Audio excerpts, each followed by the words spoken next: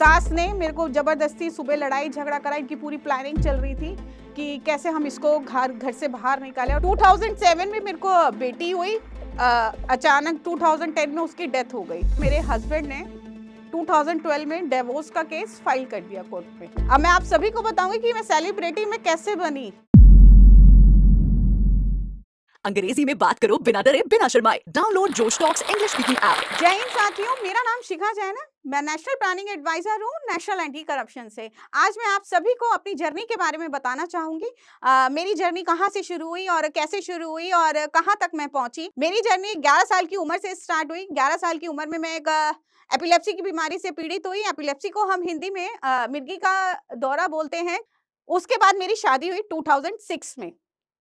2006 में जैसे मेरी शादी हुई तो मैंने अपने हस्बैंड को अपने बारे में सब कुछ बता रखा था कि मुझे फिट पड़ते हैं और मेरे को अचानक कभी भी मेरे को फिट पड़ सकता है। तो उन्होंने कहा कि मुझे एक्सेप्ट है, बीमारी कभी भी किसी के साथ भी हो सकती है। शुरू में हस्बैंड ने सपोर्ट करा। 2007 में मेरे को बेटी हुई। अचानक 2010 में उसकी डेथ हो गई। साइलेंट अटैक उसको आ गया। उस समय जैसे ही डेथ हुई तो पैरों तले जमीन निकल गई थी कि बहुत कम उम्र में बेटी की डेथ हो गई। और उस समय मेरी भी उम्र कुछ ज्यादा नहीं थी, मैं 27 साल की थी। 27 साल की उम्र में सारे दुख देख लिए। निरंतर मेरी आंखों में से आंसू निकलते रहते थे कि या तो भगवान तुम मुझे अपने पास बुला लो, नहीं तो इतनी शक्ति दो कि मैं सारे दुख झेल सकूं। या तो मेरे को माँ बना दो, मेरी बेटी वापस कर दो, नहीं बना सकते तो मुझे अपने पास बुला लो। भगवान ने सुनी भी तो ऐसी सुनी। 2011 में मेरे बेटा हुआ और भगवान ने मुझे 2 बेटे दिए। लेकिन जब 2011 में मेरे बेटा हुआ तो मेरे हस्बैंड ने 2012 में डिवोर्स का केस फाइल कर दिया कोर्ट में। डिवोर्स का कोर्ट में केस जैसे फाइल किया तो सब हैरान थे कि जहाँ लड़की को इतना प्यार करता था, आज उसने क्या किया लड़की के साथ। जैसे मेरे पास संबंध इशू हुए, कोर्ट से आए, तो मैं उसको देख के रोई नहीं। मैं हँस रही थी कि नोटिस आया है, कुछ नहीं होता, मज़ाक-मज़ाक में हस्बैंड ने डाल दिया होगा। तो मैंने अपने पापा के पास कॉल किया, पापा मेरे हस्बैंड ने ये ऐसे-ऐसे केस फाइल कर दिया है। तो पापा एकदम हैरान कि वो तो बहुत प्यार करता था तेरे को, अभी तक क्या हो गया एकदम अचानक? मैंने कहा पापा बिल्कुल भी कुछ भी नहीं पता, मैंने खोल के भी नहीं देखा। तो पापा ने कहा खोल के देखो और पढ़ो उसमें क्या लिखा है। तो मैं एकदम हैरान थी, जिस इंसान के बगैर मैं रह नहीं सकती थी कि एक दिन में मैं उसको 20 बार फ़ोन करती थी, कहाँ हो? ऑफ़िस पहुँच गए, दुकान खोल ली, कहाँ पे हो, कहाँ पे नहीं हो, खाना खाया, खाना नहीं खाया, कितनी देर में चलोगे? तो ऑफ़िस में भी उसको ऐसे बोल रखा था कि भाभी का फ़ोन होगा ना, कि भाभी तो एक दिन में 20 बार फ़ोन करती है। कह रहे हाँ, उसी का फ़ोन है और किसका फ़ोन होगा, सुबह से जब भी निकलता हूँ 6 बार ही मेरे को फ़ोन कर लेती है। पापा ने मेरे को बोला कि पढ़ो आप उसके अंदर क्या लिखा है। तो जब मैंने उसको नोटिस को पढ़ा तो उन्होंने मेरे पे 36 ग्राउंड्स उस नोटिस के अंदर थे।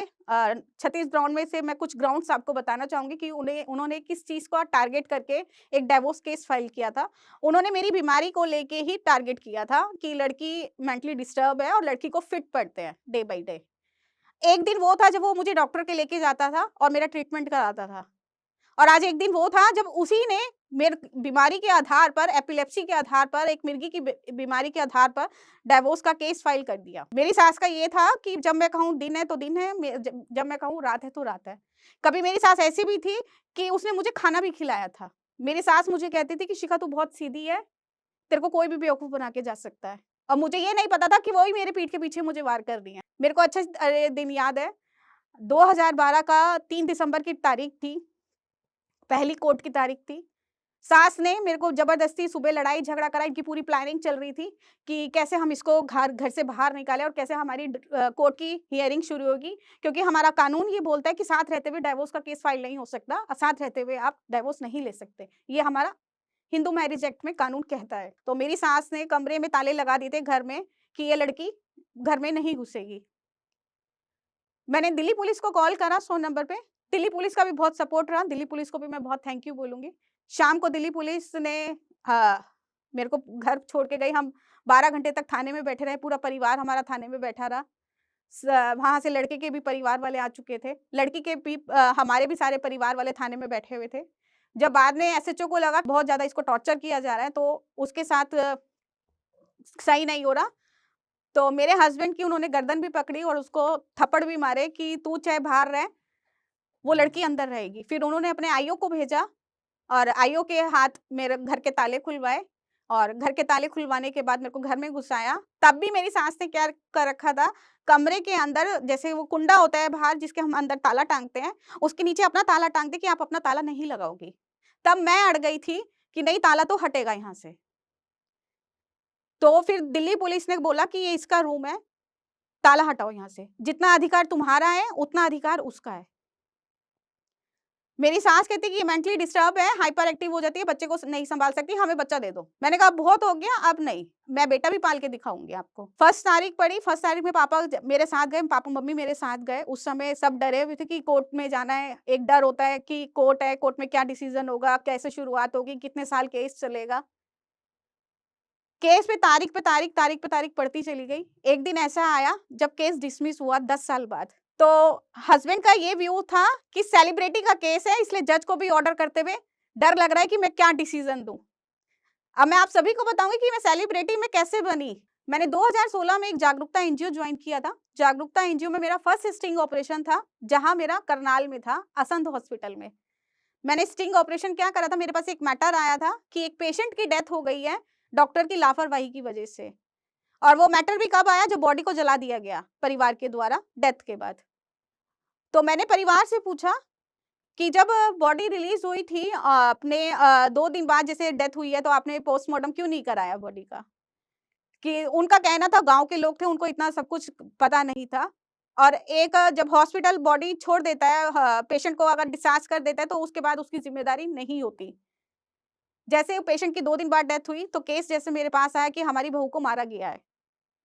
मेरे पास मैटर आया, मैं करनाल असंध गई। पापा को चिंता लगी रही कि इतनी दूर लड़की गई है कि कभी कुछ हो ना जाए। पापा का अभी भी फ़ोन आता है रात को, तो सबसे पहले मेरे से पूछते हैं, "दवाई ले ली क्या? टाइम से ले ली दवाई?" तो मैं कहती हूँ, "पापा चिंता मत करो, मैंने ले ली दवाई।" 2 बजे का टाइम था रात का, जिस समय मैंने स्टिंग किया था और मैं हॉस्पिटल जैसे गई, तो वहाँ से मैंने डॉक्टरों को पकड़ने के लिए एक स्टिंग ऑपरेशन किया। उसमें मैंने अपने आप को प्रेग्नेंट बनाया। क्योंकि जब तक हम हमारे पास तो पुख्ता सबूत नहीं होते, हम हॉस्पिटल को नहीं पकड़ सकते थे। असंध में एक गाँव में एक नर्सिंग होम था, जो कि चल रहा था। जहाँ मैंने बनाया, तो मैंने डॉक्टर को कैसे पकड़ा मैं आप सभी को बताना चाहूँगी कि खाली एक स्टिंग ऑपरेशन कैमरे से नहीं होता, अपना दिमाग भी इस्तेमाल करना पड़ता है कि कैसे हम पकड़ सकते हैं। वहाँ पे मैं गई, अपने आप को प्रेग्नेंट बनाया, उसको बोला मैंने कि मैं मेरे बहुत तेज़ की पेट में दर्द हो रहा है और मैं अपने भाई के यहाँ पर आई हुई हूँ। मुझे तीसरा महीना लगा हुआ है, मैं प्रेग्नेंट हूँ, मुझे दर्द की दवाई दे दो। डॉक्टर ने कच्चे पर्चे पे लिख के दवाई दे दी। जैसे मैं बाहर आई, तो मैंने देखा कि ये तो कच्चे पर्चे पे है, पकड़ा नहीं जाएगा, मुकर जाएगा। फिर मैं अंदर दोबारा गई, मैंने प्रिस्क्रिप्शन पे उससे लिखवाया कि मुझे बिल क्लियर करवाने होते हैं, मेरा मैटर चल रहा है कोर्ट में और मुझे वहाँ से ये बिल क्लियर करवाने होते हैं। तो आप प्रिस्क्रिप्शन पे लिख के दे दो और इसकी एक रसीद दे दो मुझे। तो उन्होंने ₹100 की रसीद दी, अपनी फीस ली और एक प्रिस्क्रिप्शन पे अपने हॉस्पिटल का लिख के दे दिया नाम। विदिन आधा घंटे के बाद मैं पुलिस को वहाँ पे ले गई थी और मुझे पता भी नहीं था मेरे पीछे 200 लोग हैं गाँव के।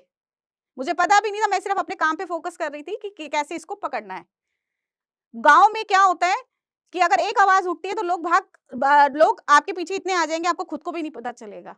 सारे लोग गाँव वालों के पीछे पड़ गए थे कि मैडम ये तो ऐसे ही हॉस्पिटल है, ऐसे ही करता है लापरवाही, पता नहीं इसका लाइसेंस भी है या नहीं है। मैंने उस समय वहाँ के एसपी पंकज जैन थे, मैंने उनको फ़ोन करा, तो उन्होंने अपने वहाँ के एसएचओ को भेजा कि मैडम दिल्ली से आई हुई हैं और मैडम ने ऐसे-ऐसे काम किया, आप जाके देखो। तो हॉस्पिटल के डॉक्टर को बुलाया गया और उनके सारे रजिस्टर वगैरह छान मारे। वो हॉस्पिटल किसी भी तरीके से अपना गुनाह कबूल नहीं कर रहा था। वो अपने आप को इनोसेंट मान रहा था। फिर एसएचओ ने मुझे अपने ऑफ़िस बुलाया और एसएचओ मेरे को देख के बहुत हँसा कि मैडम आपका काम तो बहुत अच्छा है, लेकिन आप एक चीज़ बताइए, हम जब डॉक्टर के जाते हैं, तो हम भी तो उसको कहते हैं ना कि हमारे सर में दर्द है, हमारे बुखार है। क्या वो टेस्ट करने भेज देता है? तो मैंने कहा सर ये आप डॉक्टर के नहीं जा रहे हो, ये आप मोची के जा रहे हो। उस डॉक्टर का फर्ज़ बनता था मेरा टेस्ट कराए, मेरा अल्ट्रासाउंड कराए कि क्या एकदम प्रेग्नेंट लेडी को एकदम पेट में दर्द हो गया। उसने ना मुझे मेरा अल्ट्रासाउंड कराया, ना मेरा कोई एक्स-रे कराया कि किस वजह से दर्द हो रहा है और उसने फ़ौरन दवाई लिख दी थी मेजर हाई डोज़ की 500 एमजी की दवाई लिख दी। तो वो हँसने लगा, कह रहा है, "ये तो मैडम आपने पूरा एक फँसाने के लिए किया।" मैंने कहा, "फँसाने के लिए क्या किया है? कैसे उसके सबूत बाहर आते हैं? आप मुझे बताओ ना।" मुकदमा दर्ज हुआ उस पे, मेरे परिवार को मेरे को धमकी दी गई कि अपनी लड़की को समझा लो, वरना हम उसके साथ बहुत बुरा करेंगे। पापा बेचारे बहुत डरे हुए थे। पापा कह रहे थे, "तू छोड़ दे, अब जब मुकदमा दर्ज हो गया, तो अब आपको वहाँ पे जाने की ज़रूरत नहीं है।" कहते हैं कभी-कभार देश की जनता भी साथ दे देती है और कहीं डर भी जाती है और वो पीछे भी हट जाती है। साथ दिया उन्होंने, लेकिन जब हाई कोर्ट में मैटर गया, सब चीज़ हुई, तो उनका फ़ोन आया मेरे पास परिवार का कि मैडम हम विथड्रॉल कर रहे हैं, आप हम अपनी कंप्लेंट भी विथड्रॉल कर रहे हैं, आप इस मैटर को छोड़ दो। तो मैंने उनको बहुत डाँटा भी कि जब आपको विथड्रॉल ही करना था तो इतना बड़ा स्कैंडल क्यों किया? आपने एक गलत मैसेज दिया है सोसाइटी को, जहाँ मैंने इतनी फाइट करी, जहाँ मैंने आपसे पैसा नहीं लिया, मैं अपना रात को 2 बजे मैं वहाँ पे गई हूँ, 2 दिन मैं वहाँ पे रही हूँ, तो आपको ये चीज़ नहीं करनी चाहिए थी। लेकिन उनका कहना था कि हमारी लड़की तो चली गई, हमारी लड़की तो वापस नहीं आएगी, लेकिन आपकी जान को भी खतरा हो सकता है और मेरी जो एक 6 महीने मेरी जो ये 2 दिन की बच्ची है, मेरी बच्ची की जो बच्ची है, उसको मैं कैसे पालूँगा? उसके हस्बैंड का भी यही कहना था। तो मैंने कहा ठीक है ये आपका डिसीज़न है, आपको विथड्रॉल करना है विथड्रॉल कर लो, ठीक है मैं इस मैटर में बीच में नहीं हूँ। अब आगे ऐसे ही मेरी जर्नी बढ़ती चली गई, मेरे काम को सराहाया गया देश की जनता के द्वारा। तो मैंने एक national anti corruption and operation committee of India मैंने जॉइन किया। उसमें मैं नेशनल प्लानिंग एडवाइज़र रही। पहले मेरे को हरियाणा का अध्यक्ष बनाया गया था। मैंने हरियाणा में जाके काम किया, रोहतक में काम किया, मैंने झज्जर में काम किया कि पुलिस कुछ काम नहीं करती, पुलिस की ये काम देखो, यहाँ का डिपार्टमेंट कुछ काम नहीं करता, यहाँ के बच्चे सेफ नहीं है, यहाँ की लड़कियाँ सेफ नहीं है। वहाँ पे मैंने सबसे डोर टू डोर जाके काम किया, साइन लिए कि क्या आपको फैसिलिटीज़ चाहिए, क्या फैसिलिटीज़ नहीं चाहिए। मैं आप सभी को कहना चाहूँगी कि अगर आपको कुछ सीखना है या आपको देश के प्रति कुछ करना है, तो कोई ज़रूरी नहीं है कि आपके शरीर में कुछ बीमारी है, तो आप नहीं कर सकते। जैसे मैंने बीमारी के साथ रह के अपने केस को भी देखा, अपने बच्चों को भी देखा, 10 साल कोर्ट में केस भी फाइल हुआ था, उसकी भी लड़ाई लड़ी मैंने, केस भी मैं जीती। देश की जनता के लिए काम भी किया मैंने और बहुत आगे भी बढ़ी और आज मैं एक national anti corruption and operation committee of India में नेशनल प्लानिंग एडवाइज़र भी हूँ और एक पॉलिटिकल भी हूँ और सेकंड मैं आज अध्यक्ष के पद पे हूँ। तो आप सभी से मैं कहना चाहूँगी कि कुछ करने के लिए ना देखना नहीं पड़ता, अपने शरीर को करने की भावना होनी चाहिए। आपकी मौत अगर आनी होगी तो वो आएगी, आप उसको नहीं रोक सकते। It is said that when you educate a woman, you educate an entire generation. नारी सशक्तिकरण पर ये पंक्तियाँ हमारे दिल को जोश और हिम्मत से भर देती हैं।